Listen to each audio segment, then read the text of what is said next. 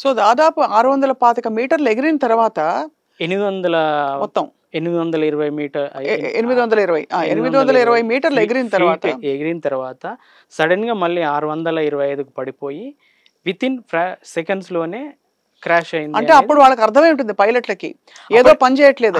800 ఆల్టిట్యూడ్కి వెళ్ళినప్పుడే ఈ టేక్ ఆఫ్లోనే సమస్యలు వచ్చినాయి. టేక్ ఆఫ్ అవుతుంటేనే ఆ సమస్యల్ని ఇమీడియట్గా వీళ్ళు మేడే కాల్ అని ఏటీసీకి పంపించారు. మేడే కాల్ అంటే ఏంటి అంటే మనకు జనరల్గా మన మొబైల్లో 112 ఎలాగైతే డయల్ చేస్తే ఇమీడియట్గా ఏదో అర్జెన్సీ ఉంది అనే రెస్పాన్స్ ఎమర్జెన్సీ లాగా ఇది ఎమర్జెన్సీ. మామూలుగా ఎక్స్టర్నల్ థ్రెట్ లాంటివి ఏమైనా ఉండుంటే సెక్యూరిటీ కాల్ అంటారు, సెక్యూరిటీ అంటారు. లేదు వాళ్ళకి ఏదైనా హెల్ప్ అవసరం ఉండుంటే పాన్ అంటారు.